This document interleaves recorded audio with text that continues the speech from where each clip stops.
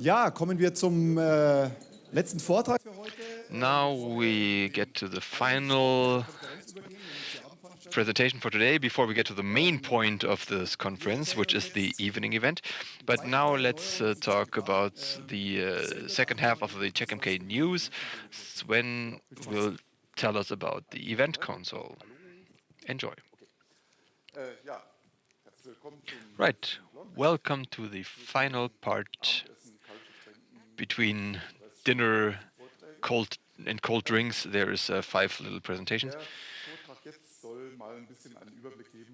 This presentation will give you a little overview about the integration of event console into monitoring. I mean, the experienced users here that have been using it for four or 5 years, they won't get anything new out of this, but not everybody is like that. And in the support, there are a few myths going around what the event console can do and what it cannot do and how it's cooperating with the rest of monitoring. So let's begin with the fact that there are 2 kinds of monitoring that we support. One is the status-based monitoring, like there's a service or a host and it says how well it's doing. So you could have it pushed in through the real-time checks that we've had for 2 years now, or you can pull it in. The normal CheckMK agent does that. That's the classic CheckMK thing. But apart from that, we have event-based monitoring that is principally based on pushing messages. Some device says, oh no, I'm not doing well, or saying now everything's fine again. But this must not be related to the status of the device or host, because it could also be that there's somebody on the Apache checking URLs to see whether there's a security risk. Of course, maybe you want to know about that, but the Apache is still working in the end. So this would be an example for not being related to a state. And that's what the event console is useful for. I mean, both kinds are useful, and both should be integrated in a way, I think. What were the design ideas behind the event console? I mean, you can think of many options. The first thing is it must be possible to process a high volume of incoming messages, but the events that result from this should be just a few. So it should be something that a human can work with. I mean, admins have to do something about it after all. And the console must be very good in throwing away messages that are not required. So it's not supposed to be a high-performance archive for syslog files. You could have that and file the events if you want to, but it's not meant for terabytes of events for the past 5 years. Let's look at the internal structure of it all, and then you will see why things are as they are. So this is the basic pipeline. What's happening? From the left side, messages are coming in. This can be SNAP traps. It could be all kinds of syslog alerts coming from all different channels. The event console can play a syslog server. You could put files in it that have messages in the files, or you can locally set up pipes or sockets. It's all very flexible. Depending on the incoming channel, there are parsers that turns the message into a potential event. You don't know yet whether it will be an event, but it's being looked at. Then the rule engine, where the meat and the head of the system is located. It looks at all the information it gets, maybe throw it away, maybe rewrite it, maybe it's a console event and nothing bad. Could be anything. If this message turned into an event, then an action can be performed. So the extreme case would be activate a shell script, so it does something. Then, of course, there is the traditional email messaging that you could use, but it's not ideal because by now we have notifications, and this is much more flexible in processing these events. I mean, through this pipeline alone, it would be quite boring. That's why the events are getting saved in the event console.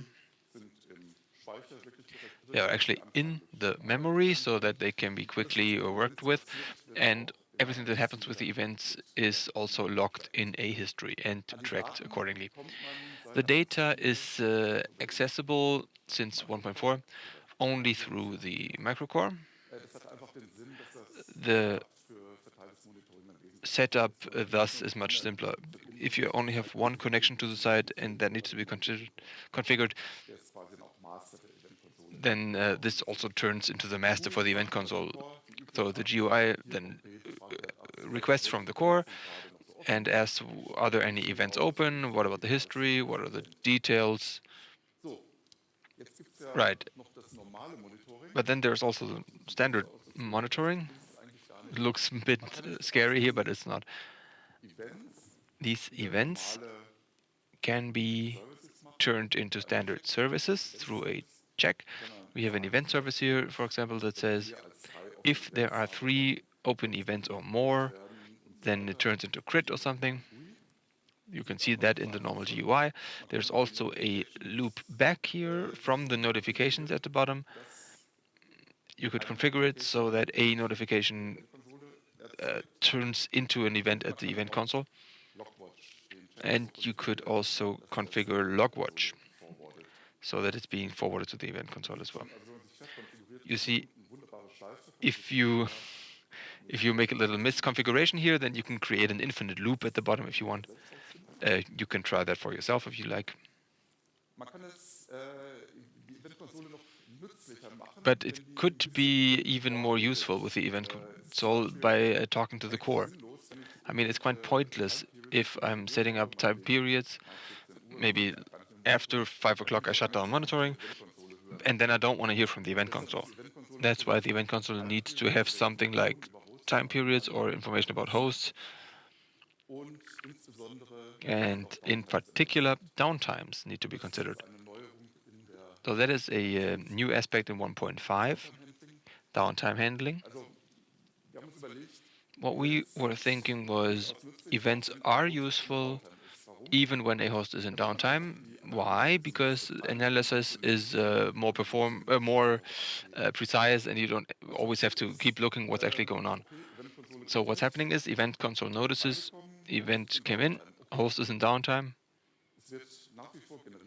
So the event is still being generated, but it's marked as well. The tactical overview does not complain about unhandled events because downtime has been entered. So no reason to complain. So after downtime is over, it disappears. I mean, it's still in the history, but it's gone from the GUI, which is useful. And you probably, in the downtime, don't want to receive any alerts and like get a text message or something. But this can all be configured separately.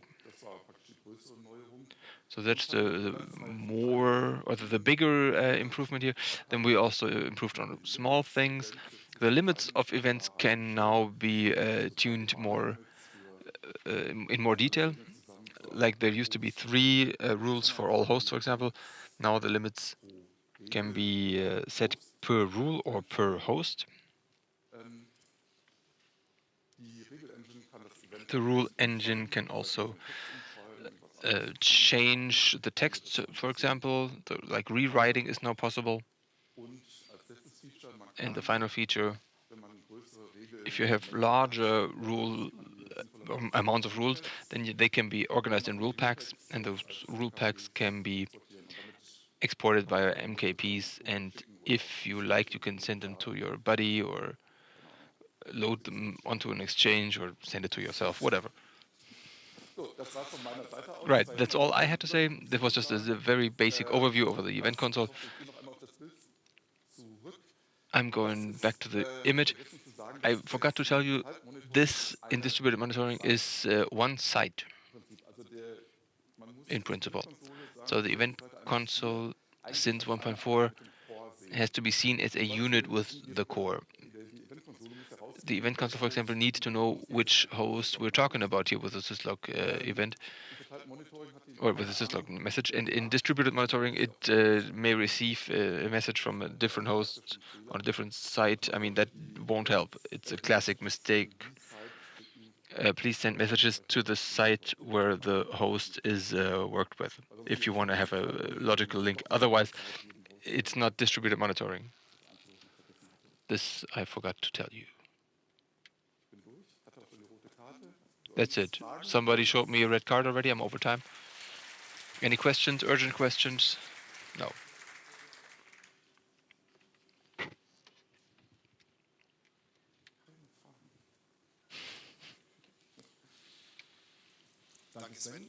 Thank you, Sven. Let's continue with Tom.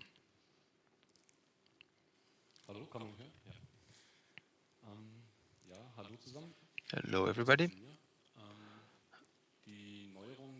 I wanted to talk about news which are background jobs in CheckMK that are introduced with 1.4. That's a new feature to make processes visible that take a longer time, and also issues we have with that, or issues that can occur, how to avoid those. Well, first, a few examples. What can take longer? When you create a report, for example, if you have several hosts and their availability data, this could take a little before they're all being worked with all the calculations are done, and the report is finished. Same is true for baking agents. If you have a complex config and many agents to bake, this can take a while.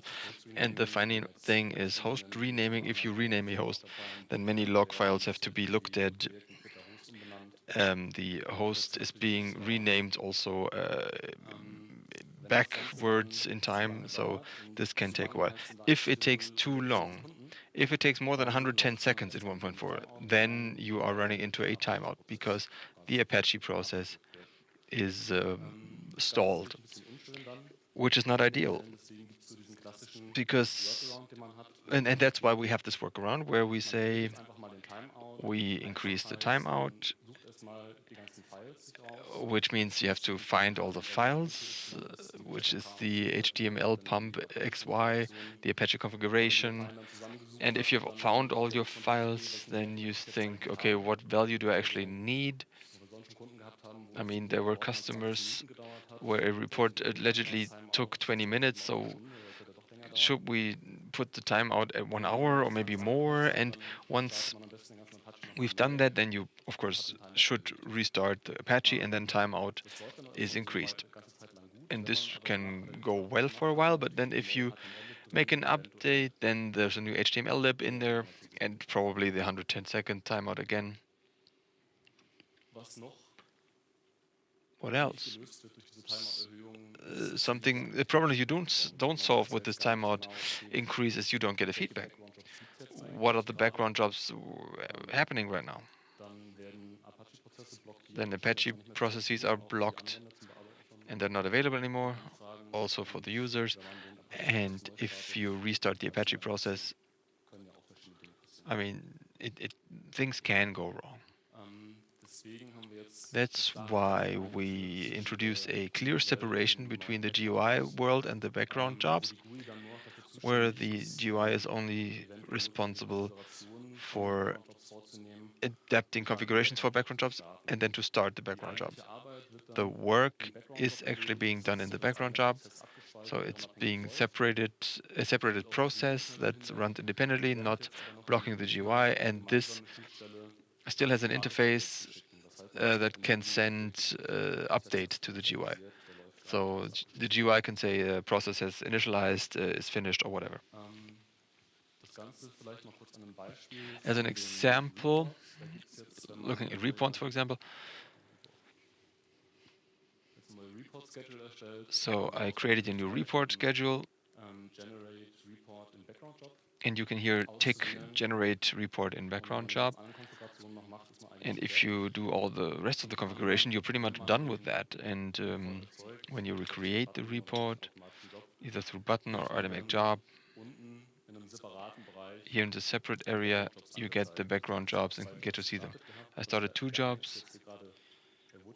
This has just been initialized. That's why you can still abort that if you feel like it. You can also delete background jobs from the list if you don't want them. And there's also a status information, job ID, job title, status, who started it and when, and if there were problems, they also have the process ID.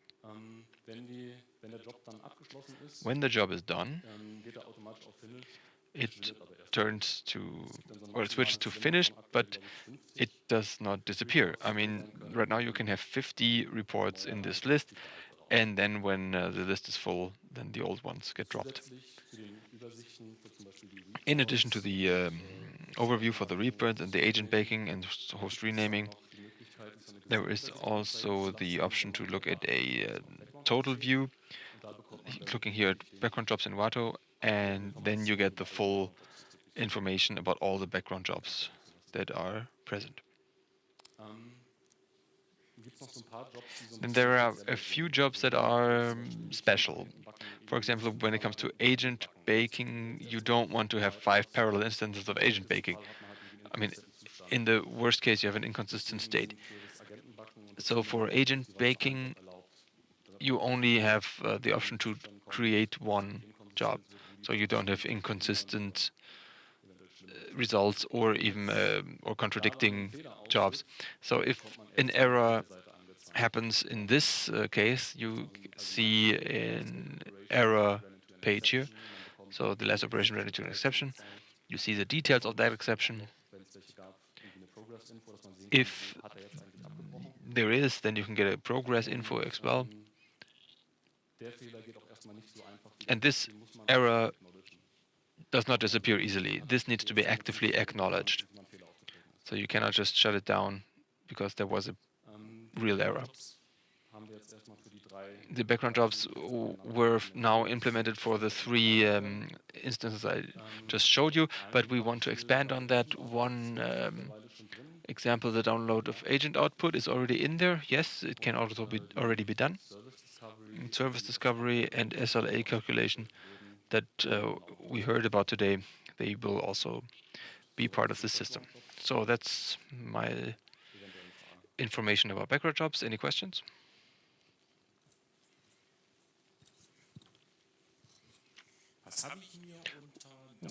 What does it mean, download agent output?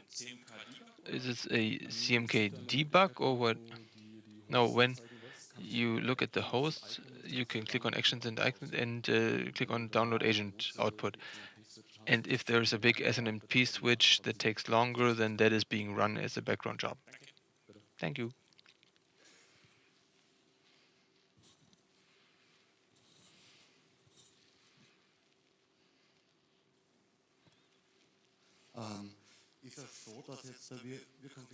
Is this, I mean, we are configuring through a host textile through the rules. Right now, it's, the colleague said it's an HCP server, and then the plugin is supposed to be entered, and it's not showing that there is an agent for baking. Will this be shown as well, that the host text can return the information that an agent has to be baked? I'm not sure. Andreas, do you know?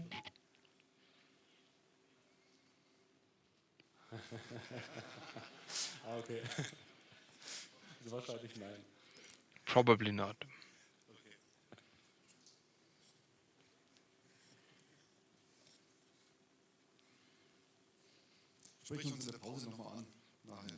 Talk to us in the break. Maybe we'll find somebody who knows.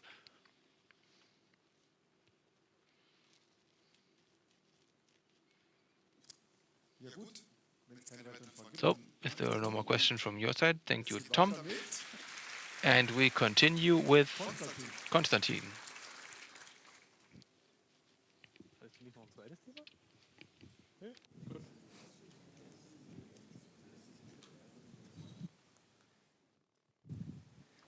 So, hallo. All right, hi everybody. So this works, looks good. Okay, we have 3 more blocks to go. The first one is very, very brief. It's time-specific parameters. Okay, what's our use case and what's the problem we're trying to solve? Well, just in general, you can set thresholds. That's nice. Of course, they are always the same for all eternity. However, typically there are some recurring situations that cause some conditions that aren't normal, and I still want to monitor them. However, I don't want to always optimize my thresholds. For example, let's say you have a backup job or something like that. Of course, you could say, yeah, I'm just gonna have a recurring downtime while the job is ongoing. Of course, you can do that. However, that is not the ideal situation. We want to avoid that if possible. And of course, you could also think of maybe do the predictive levels. Who knows this feature? Not so many people. Okay, so who's using that feature? Okay, even fewer people. All right, well, predictive levels is a nice feature. This is a picture of our old documentation. It's not part of the new one yet, but you can really see all your monitoring sites and you can sort of distribute them in blocks. And checkmk checks the historical data, looks at the typical load. That's this black curve right here.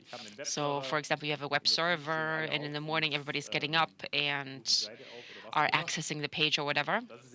And this would be the median right here. So you can define that there are so many standard deviations going up and down.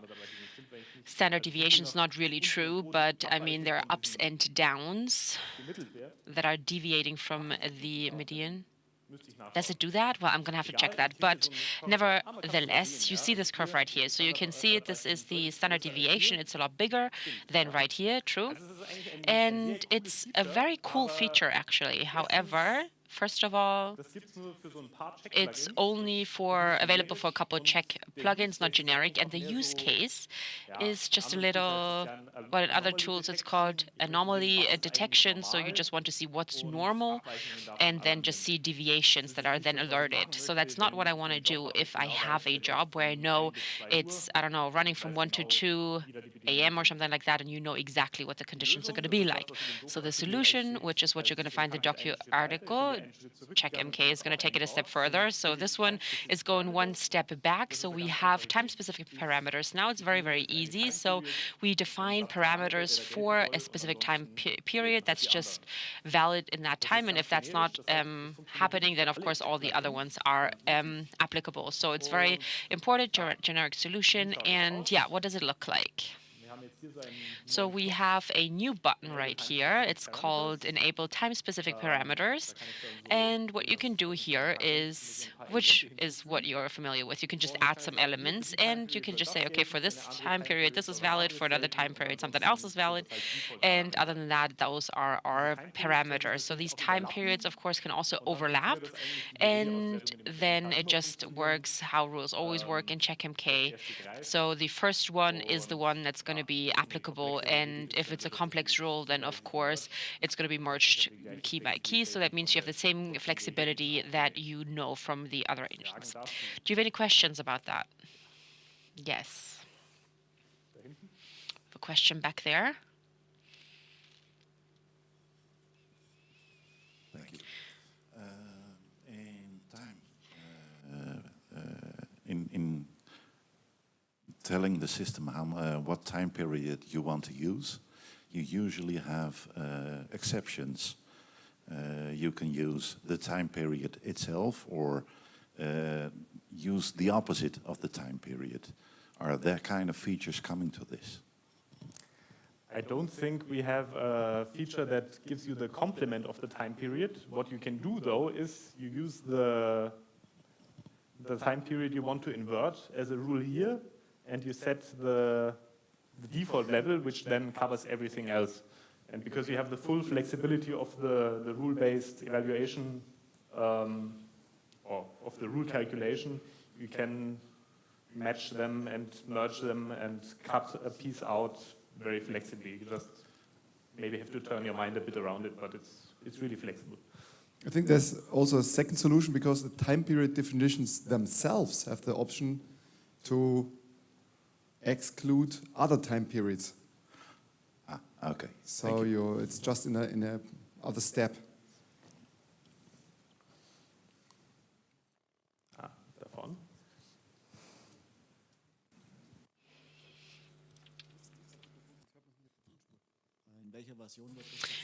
Which version is going to have that? 1.5. Mhm.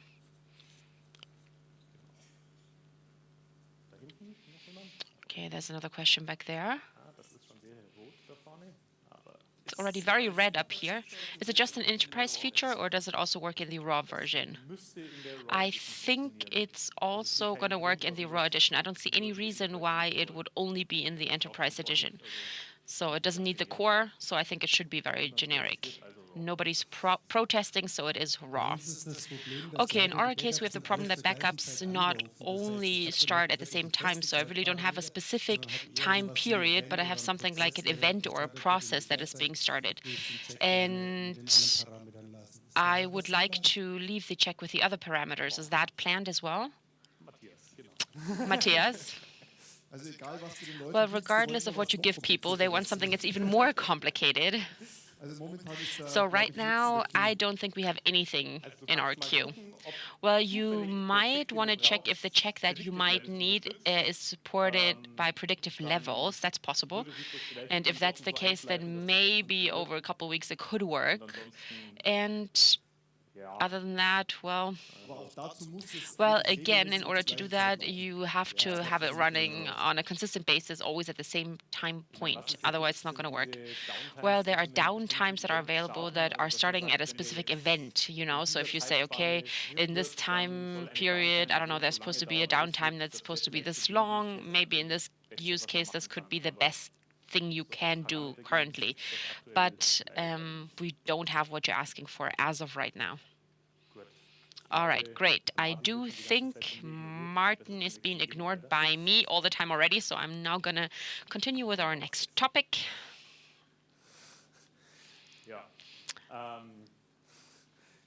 Okay, another topic, customizable graph layouts.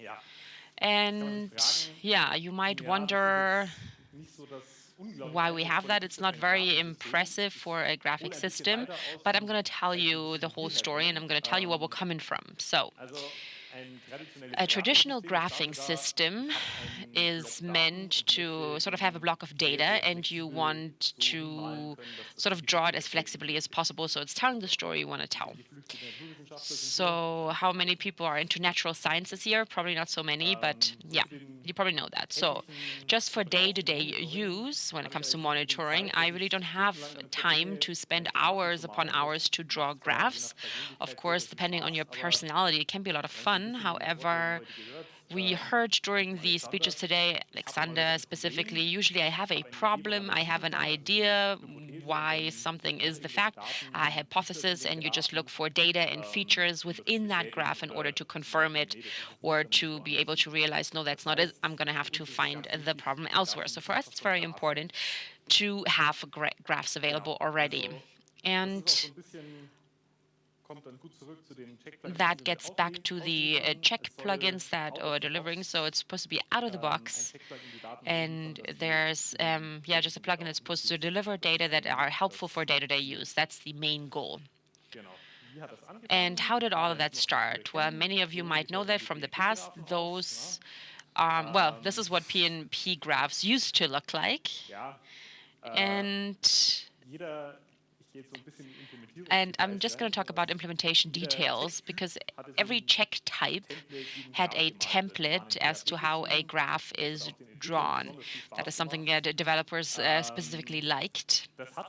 And it did work. It was useful. However, there was really no semantics and also no uniformity. So some checks then shared a template, for example, because it was always the same set of data.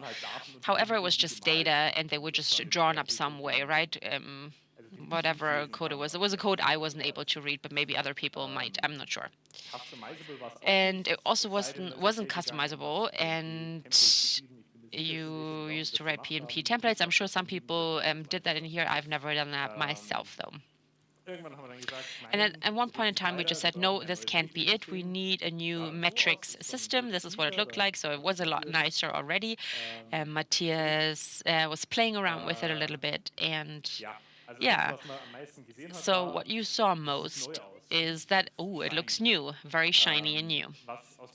And from my point of view, what was most important was when we changed all that, we really changed the architecture of the metrics system. So everything changed. Now there is semantics. So that means I don't only have a check type that's just deploying data. Some might not. And then maybe a B template, for example, is going to be able to deal with it. And then there's just a graph coming out of it. However, the values now really have semantics. So that was something 140. So it's an old story already, but now we have, yeah, bandwidth per second or something like that. So really an actual value with a unit, all different colors, and all the colors are kept the same within a checkmk, so it's recognizable.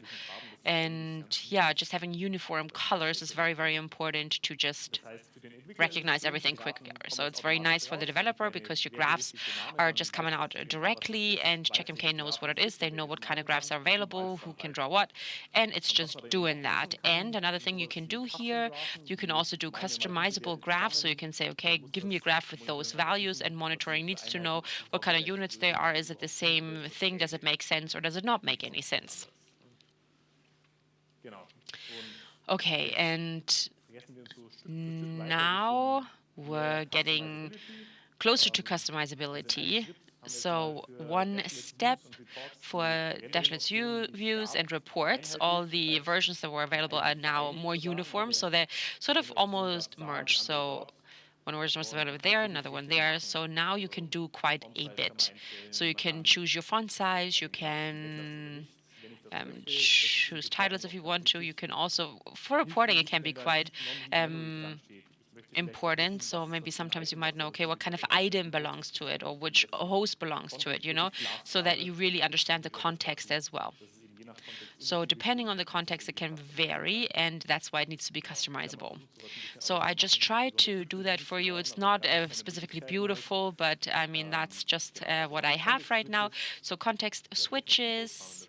I just have a host name right here. It's a little bit darker, so you can probably see it better in this presentation. And also the font is a little bit bigger. So in this context, probably the bottom one is nicer to look at. All right, so what else is there? You can also use more scaling options. So we thought, okay, metrics really have semantics now, and graphs are drawn automatically. So you can draw a graph that needs these metrics, and you need to scale it. For example, something that can be in percent, for example, that it should be able to scale from 0 to 100%, or is it a value where you don't know exactly where the max value is, then it would just sort of be set to the maximum automatically. So all of that you can set, and you always try to make sure that defaults make sense. Sometimes, of course, it's nice if you can change it, right? We're trying to make defaults work, but how do you change it if you need to? Well, if you go to view options, there are now graph tunings. So you can say, okay, this graph that's called heap and non-heap memory, that's a graph that I think is only for JVM, but I don't want to scale it in a way that it's always scaling to the max, but maybe in this context I can just say specific, a destination, for example, so maybe just, I don't know, ports, for example, and maybe up to 200 MBs or something like that. And we're going to get back to that in just a second because there's a very strange number in here. So typically, you would just see something like this. So it's just all the way up to the max. It's nice if you have features in the graph and you want to see those. So this is just a naked JBoss, and you can just see where it is. I mean, there's no other job for it to do, but it doesn't matter. But specifically, if you want to compare different values, if you have several graphs in one context, for example, then that just makes it easier because it's visible. So it's very important that they're uniform in terms of scaling, because if one is scaled to this maximum and the other one has the same features, but it's just different scaling, then of course those two graphs, if you compare them, they don't tell you anything. And for reporting, that's very bad. So Now you can just do more. Another thing you can do is you can also mirror the axle. So that means you have classic interfaces. They have in and out, one's going up, one's going down. There are two options, and you can just say, okay, there are some people who say they like it to go up, others like for it to go down, and now you can just have a uniform solution. So this is really what we're trying to do right now. That's what we're doing right now, actually, and it's just small things, but for many cases, it's already yeah, very good because it's just adapted to people's needs a little bit more. And yeah, I'm just trying to give you some context as to where we're coming from. Do you have any questions about that? I don't see any questions. Let's see. I have questions about the graphs. I'm not sure if there's something to come still. However, is it possible to do a graph collections with WebEx? I'm not sure. I don't think so right now. No. My favorite support question, what kind of problem are you trying to solve? Well, we have big graph collections, and what we're trying to do is we want to have JVM memory and collect them via different machines. And we have regex, and we can just say, okay, this is the service that we want, and we want that for all machines that are starting with XYZ. Okay, can I answer this question? Right here? Yes. Okay, well, just the beginning of this year, that's what I learned. So in metrics, in views, there's search time graphs. And you can use this search, and you can choose your services, and then there's a button that says combine graphs. And you get a graph as a result that is also saved in the graph collection, and your search is saved as well, not the specific result.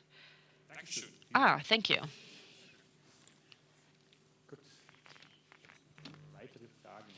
Are there any more questions? I can't see a lot from up here, so do tell me, but it seems like there are no more oh, there is one more question. Sorry, in English. We have a problem with the PMP graphs that for our machines and for the graphs that we use, memory and CPU is not sufficient, so we can support only up to between 5,000 and 10,000 graphs for one host. Is this solved in the new graph environment? How many graphs can you create? We have like some machines that have like 6,000 disks, and if you create graphs for those disks like I/O and also the IOPS and so on, then you will need per disk at least one graph. So the problem is that the GUI takes forever because it has to load everything. No, it fails. It stops at a certain moment, it blocks, and it blocks the full machine. So it blocks checkmk. That is. You have to kill the processes in order to revive it. This is a Matthias question, I think. So it's breaking when you display the graphs or the back end? The display, okay. So at least we have one change that Lars will show tomorrow. The way we display the graphs has changed. No, I show that now. Oh, you show that now. Sorry. Maybe this answers the question. We have some improvement here. What's according to stability and performance? What version do you use? No ID, all of them, I believe. All of them. Well, we have so many different versions running that I don't know which ones. Well, maybe you can try on a test machine with a newer version. You can. I mean, this sounds like you have a raw edition. Maybe we can get you a demo account so you can try the enterprise edition and just try if it solves your problem. This is probably more productive than me speculating here. Yeah, at least in the enterprise edition, we have an optional backend for the graphs where all metrics that belong to one service are saved in one file. That speeds up things. And also a new feature that Konstantin will show soon. Okay. If we let him. There's some more time for questions, wenn noch jemand möchte. Nein. Alle haben Hunger. Gut. Everybody's hungry, it seems like. Okay, so now the last part, that's performance improvements. Ja. Okay, so why is a performance focus critical? Because it's great, obviously.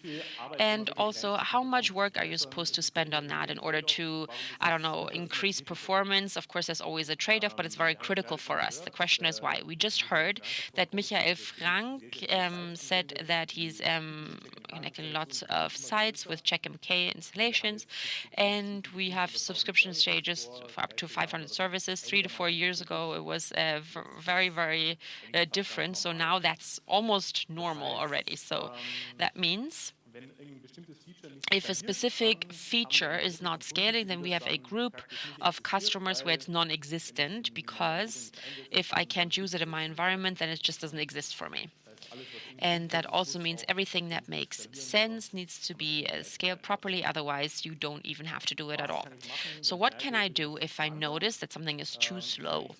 Well, I have 3 options. Option number 1 being, and that's my favorite approach, avoid unnecessary work. Just check what you can leave out. You know, if you implement something, you probably implemented something that you really don't need. And if you find that and kick it off, then that's usually the best performance improvement that you can bring about. Option number 2 is very similar to that, but you just have to see, okay, what kind of scales is it running on, and then you just have to adapt your algorithms, or maybe you have a memory problem, then you just have to do a trade-off from memory to CPU or whatever. And I just summarized that under the term optimization, optimizing, right? So you just have to optimize your situation and just see what happens. The third option is, if I really can't do anything, you can at least try to make it where the user experience is set up in a way that it feels faster. You might laugh about that, but that's really a big difference right here, you know? That's really the difference between something feeling horrible and something feeling great to work with. So you really shouldn't underestimate that aspect. And that's how I categorize those changes. So avoid unnecessary work, tabs, for example. So a typical browser, 50 open tabs. Who has those? Yeah, that's exactly what I expected. I expected more of you, to be honest. So I always have very few. Some people have a lot of tabs open at the same time. So what does a CheckMK view do if it's open in a tab? Well, it's just reloading all the time. It just says hello, hello to the core. What's our new status? And it just does a live status query again and again. So it'd be great if only the view that I'm looking at right now is sort of bothering my core, especially if I have a lot of different tabs open, you know. In the past, it used to be a lot fewer users in CheckMK. So it's a very simple thing to do. However, maybe if you're implementing it for the first time, you might not think of it. At least I can imagine that you wouldn't. So don't waste time. The core wants to be left alone. Now, emails, that's also something that's sort of in the middle. So emails are usually not a performance problem. However, if you have emails with graphs, for example, and that really can give emails a certain size, right, a significant size. So if I have a notification, for example, that is sent out to a complete department, for example, then this notification system just created the email, send it out, send it out, send it out, send it out multiple times, and then all the individual emails were sent out. And of course, that can make it where the mail system cannot handle it anymore. And that's just work that you can have the mail server handle, so you don't have to do it. However, the complete notification system can be more scalable because of it. So just a little bit about the new work. That's the new default. So all recipients are now in the header, and that brings a big advantage with it because I can see who else was notified except for me. And if you see within your company that maybe it can create problems, you can turn it off as well. Yeah. So those are just trade-offs, right? We also have sites. So a setup with multiple sites, that's not something that's very uncommon anymore. And what's new about it is that it can be a lot of different sites. Michael told us yesterday that they're close to 300. That's something that we haven't seen in the past.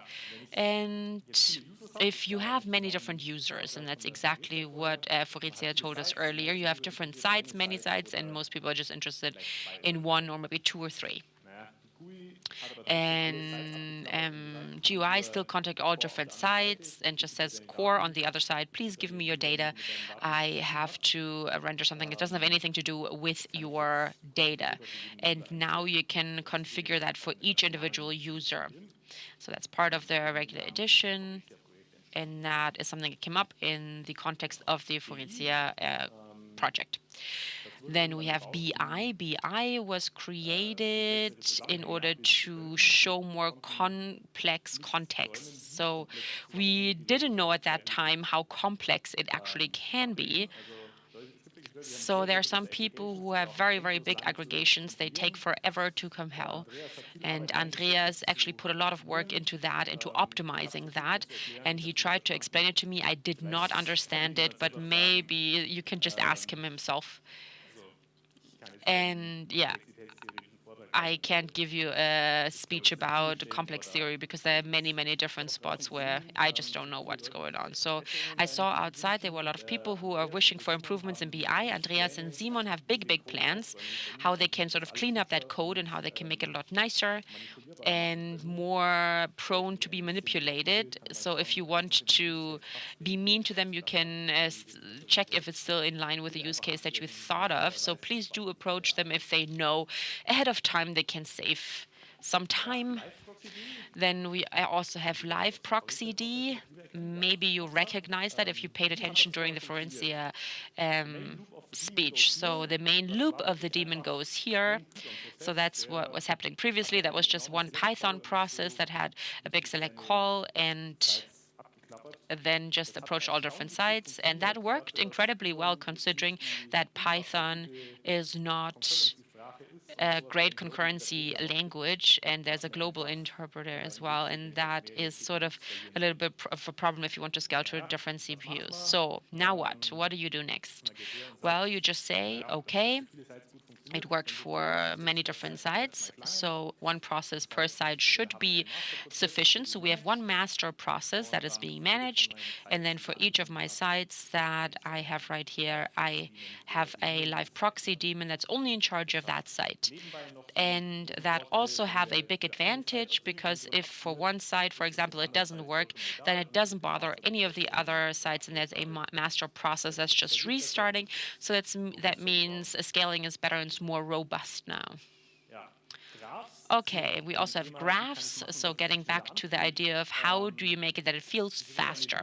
So I access a view with many different graphs. I can go get a cup of coffee because by the time CheckMK has all different data and rendered everything, I'm back. So now you do what you would just always do. So you're loading it with placeholders, and graphs are updated asynchronously, and all the graphs are loaded first that I'm looking at. Yeah.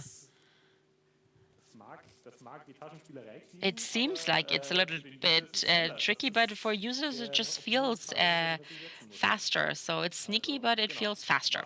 Okay, so what's the take-home message here? Sometimes it's good to look at different details, think about all the different details, and of course everything is improving continuously. And if you are like Michael, you have many different sites, many different users who only profit from very few sites, you can look at this work because it really explains very well how you can configure it if you wish to do so.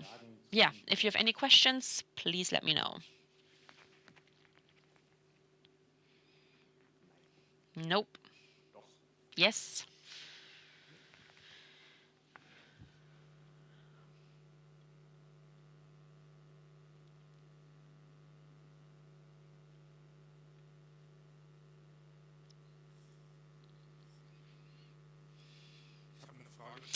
I have a question about creating emails to several recipients. We had the problem that CheckMK took 3 hours to create all emails when the host went down.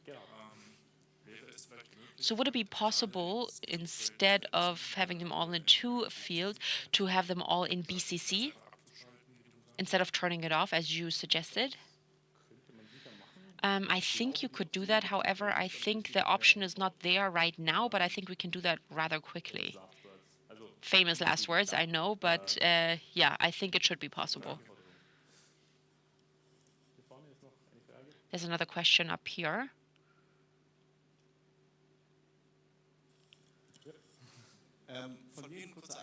I would just like to say something about the point you made about features with notifications. That was... I'm back here. Hello. So that was just a two-part feature. On the one hand, it's a performance improvement because now instead of pro contact or per recipient and having one email with this graph, you now only have one mail for all different recipients, right? So that means you only use the graphs from the metric system once, and that was really time-consuming before because you had to generate all these pictures over and over again. And now the second goal for this feature is that the recipients of these notifications all see who else received that email, you know? So that's the CC feature of that email. That makes it where you can see who else received that email, and you can maybe then also answer to it or whatever, you know, and you can just say, okay, I'm going to deal with it or whatever. So that was really the point as well. So there were two goals. Okay, but what you wanted to say just now is that you have a big performance advantage, even though you don't have that feature activated. Is that what you're saying? He's not sure. Would you like to add anything?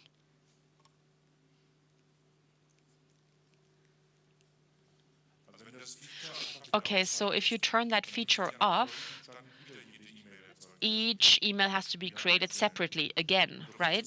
And for the end user, you have the same situation if you put everybody in BCC because they can't see who else is receiving the email, right? And you still only create one email with the same content and not the admin who maybe received the email 10 minutes later.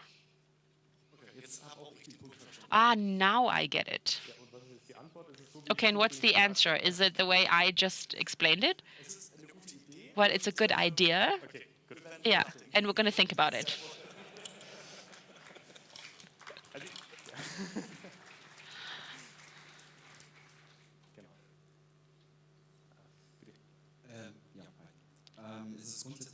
Okay, is it possible to find out if you are not using version 1.5, how many tabs are open right now?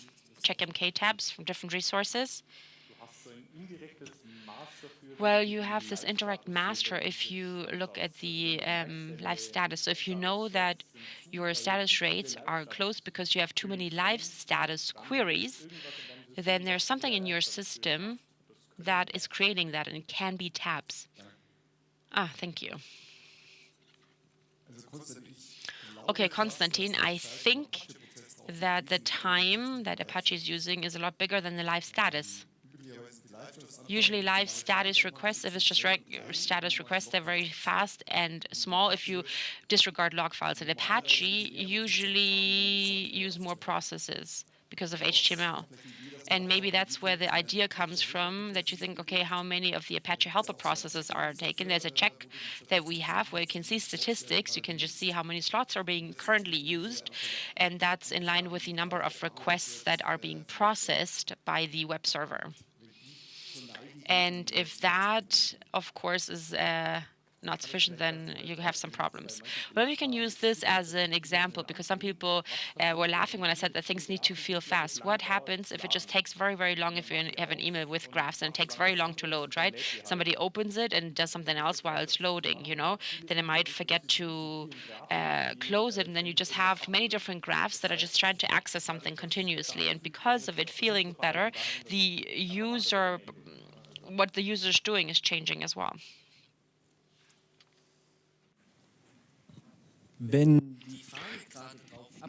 If the question was to find out how many tabs are open at the user side, maybe the access log from the Apache is a good place to start looking, because there you can see how many clients are right now sending requests to Apache.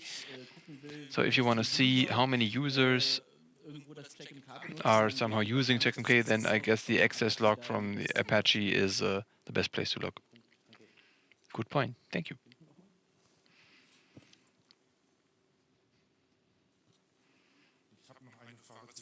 I have a question about the various Apache processes. At the last conference, in a talk, I found out that, or somebody told me that the Apache processes do use their own separate cache. Is this now a combined cache?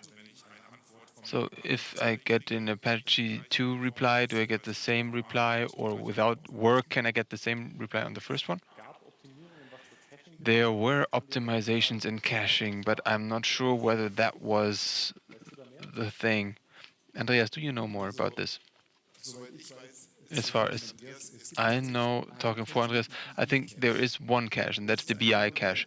And that is the change Andreas made, that now it's being shared between Apache processes. And that is the most important cache in an Apache process anyway. And then there is the one cache in the live study proxy daemon that is external anyway, and that is being commonly used. But now when we say the graphs are being loaded like afterwards, maybe it would be good to have a short period cache that can cache this graph information. That is a very good idea. I think tomorrow we'll have talk about the roadmap. We do have big plans for GUI adaptation, and when we get to a more modern architecture, I think this problem is being solved automatically anyway. Hope so, at least.